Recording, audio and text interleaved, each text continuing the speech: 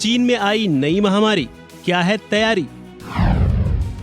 चीन के अस्पतालों में बच्चों की लंबी लंबी लाइनें। नई बीमारी को लेकर भारत सरकार हुई अलर्ट।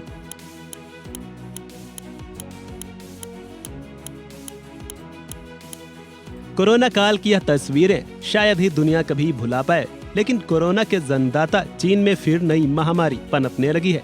इसको देखते हुए भारत सरकार भी अलर्ट हो गई है। दरअसल चीन में इन दिनों अस्पतालों में बच्चों की लंबी लंबी लाइनें लगी हैं। बच्चों के अस्पतालों में बेड की कमी पूरी नहीं हो पा रही है। इस बीमारी को देखते हुए चीन ने कई शहरों में स्कूल तक बंद कर दिए हैं। बताया जा रहा है कि चीन में रहस्यमयी निमोनिया की बीमारी बहुत तेजी से फैल रही है।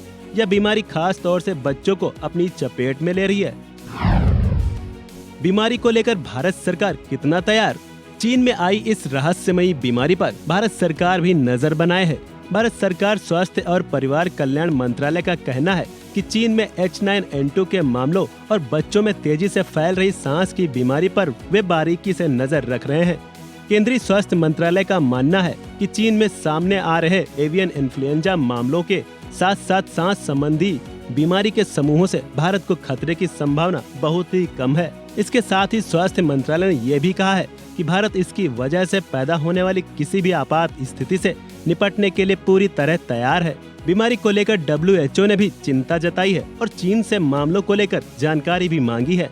WHO ने लोगों से टीकाकरण, बीमार लोगों और बच्चों से दूरी बनाए रखने, बीमार होने पर घर पर रहने, नियमित रूप से हाथ धोने और मास्क का प्रयोग करने को लेकर अलर्ट किया है।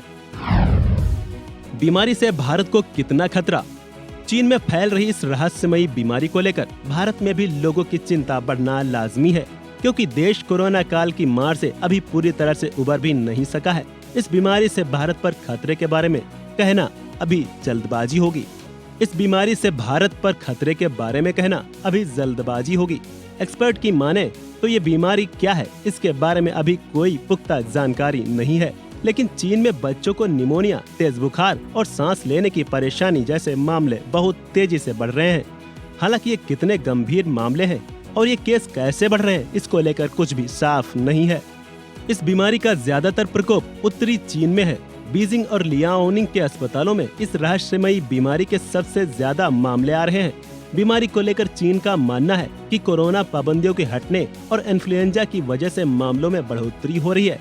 चीन ने इसे सामान्य बीमारी बताया है। बीमारी को लेकर पड़ोसी देश नेपाल में भी अलर्ट जारी किया गया है। इस खबर में इतना ही। अन्य अपडेट्स के लिए बने रहिए वन इंडिया हिंदी के साथ।